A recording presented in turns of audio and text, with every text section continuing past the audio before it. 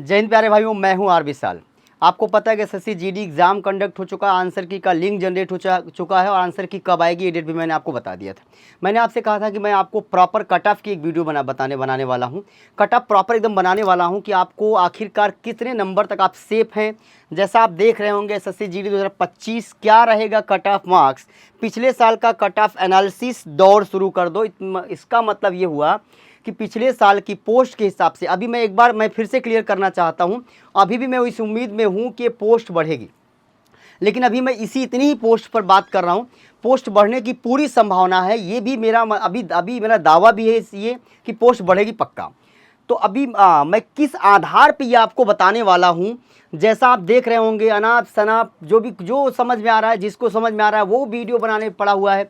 और मैं आपको हमेशा ये बताता हूं कि जो कट ऑफ मैंने पिछले साल बताई थी एग्जैक्ट वही कट ऑफ आपको मिली थी। और हिंदुस्तान के कोने कोने से जो भी बच्चा सेलेक्ट हुआ था, जिसने एग्ज़ाम दिया था, बहुत ज़्यादा अप्रिशिएट किया था उस चीज़ को कि भाई सर ने जो बताया था वो सही था। उसके पीछे रीज़न क्या है, देखिए हम कभी भी इस तरीके से नहीं आते कि बस मन में आया तो कुछ भी बोल दिया, बल्कि उसको इवेल्युएट करते हैं, चेक करते हैं, इसके बाद फिर आपको बताते हैं कि आखिर इस बार की कट ऑफ क्या रहेगी। तो मैं पहले पिछले साल की कट ऑफ को आपके सामने डिस्कस करता हूं, इसके बाद मैं आपको बताऊंगा कि आखिरकार इस बार की कट ऑफ क्या रहने वाली है।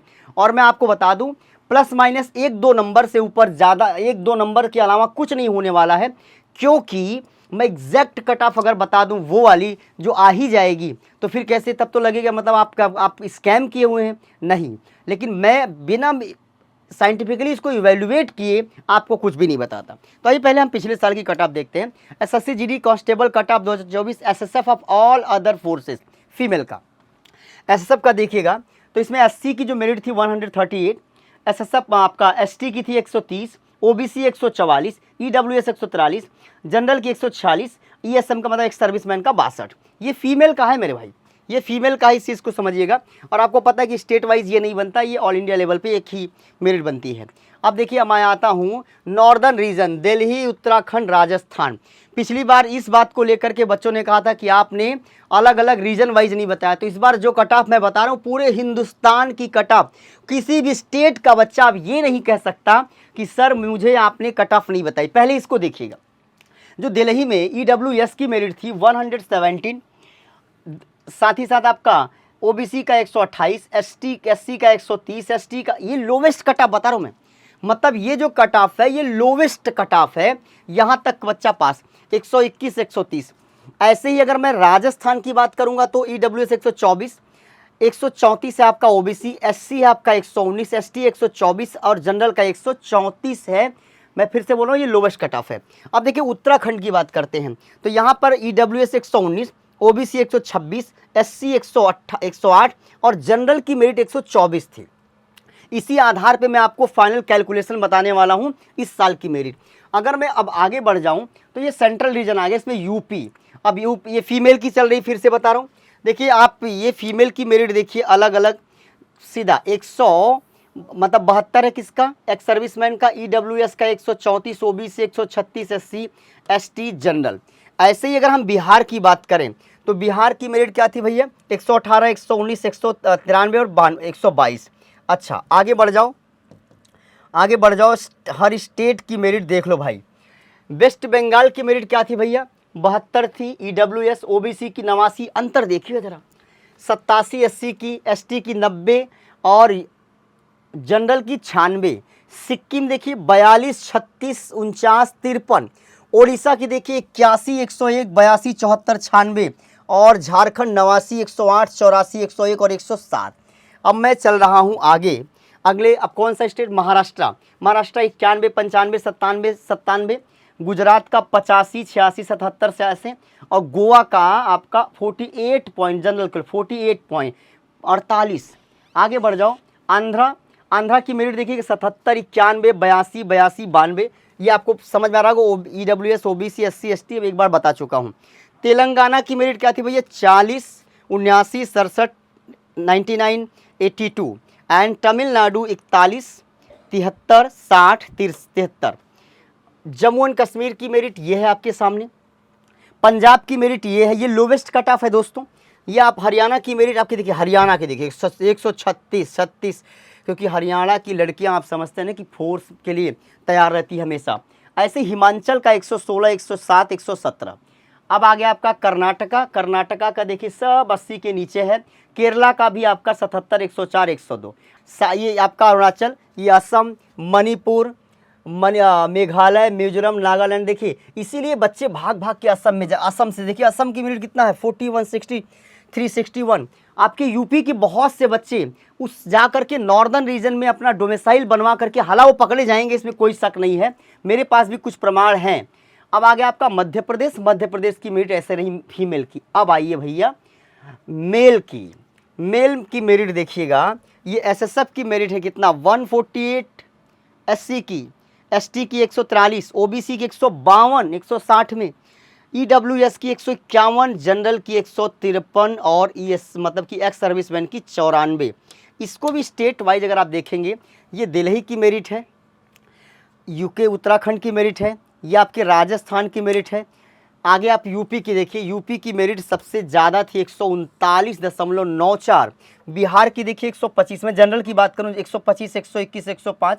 इसी हिसाब से अगर मैं आगे बढ़ जाऊँ, इसी हिसाब से आगे बढ़िए, वेस्ट बंगाल की मेरिट देख लीजिए 35, 69, 89, 95।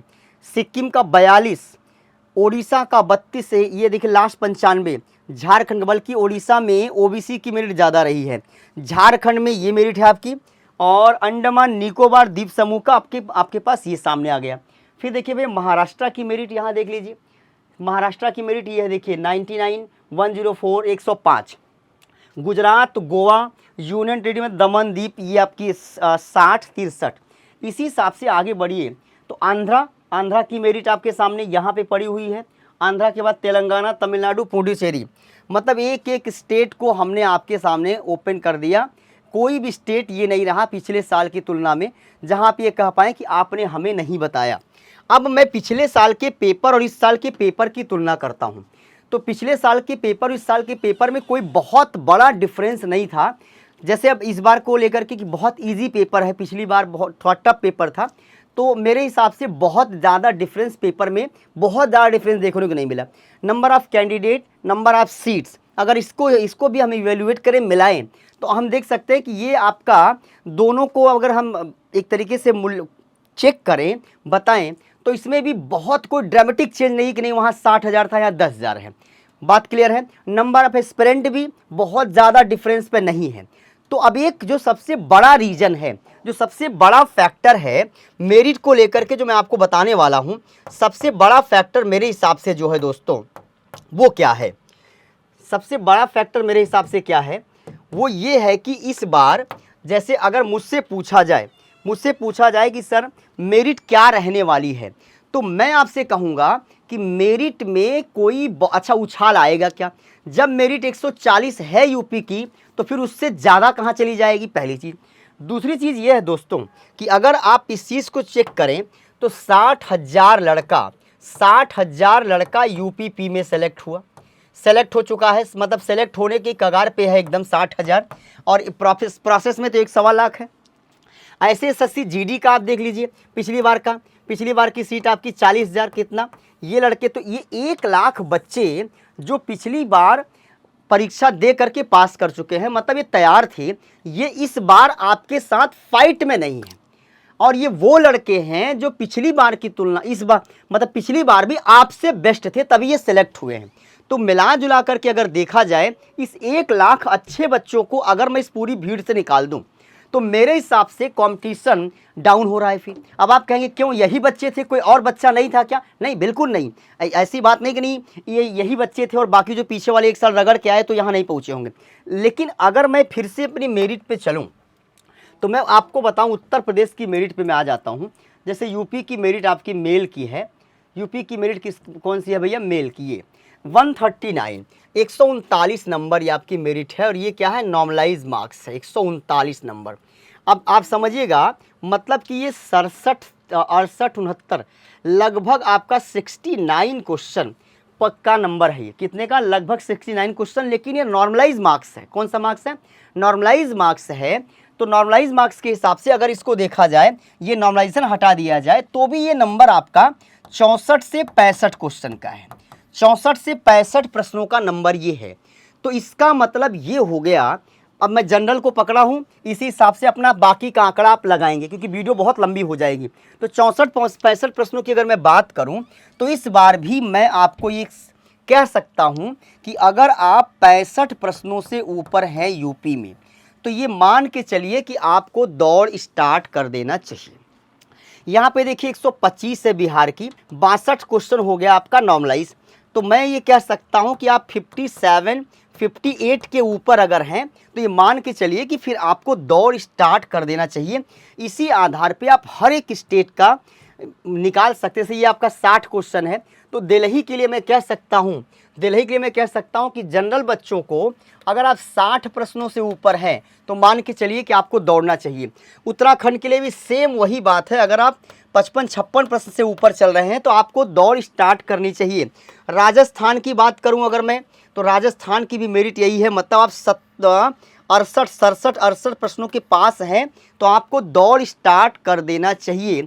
मतलब आप इस चीज़ को देख करके 2 से डिवाइड करके उसके रेंज में अगर आप आ रहे हैं, टोटल मैंने आपको डिटेल दे दिया, अगर इस रेंज में आ रहे हैं तो आपको दौड़ना स्टार्ट कर देना चाहिए। और दुर्भाग्य से अगर आप इस रेंज में नहीं आ रहे हैं तो आप इस बात का रोना रोएं, उससे ज़्यादा अच्छा है कि अपनी तैयारी पे लग जाएं। हमेशा एक एग्ज़ाम देने के बाद दूसरे एग्ज़ाम के लिए कमर कस के लग जाना चाहिए और तब तक चुप नहीं बैठना चाहिए जब तक कि फाइनल सिलेक्शन ना हो जाए। क्योंकि आपको पता है कि 60,000 यूपीपी की वैकेंसी के लिए कितने बच्चे अभी फाइनल मेडिकल देने जाएंगे, अभी कितने लोगों को मतलब बुलाया गया है। सेलेक्ट तो केवल 60,000 को होना है, बाकियों को फिर लौट के आना ही है। तो मतलब मेरे कहने का मतलब ये है कि जब तक आप फाइनल सेलेक्ट ना हो जाए तब तक आपको पढ़ाई रोकनी नहीं चाहिए। उम्मीद करता हूँ कि कट ऑफ को लेकर के आपका सारा डाउट दूर हुआ होगा। जय हिंद।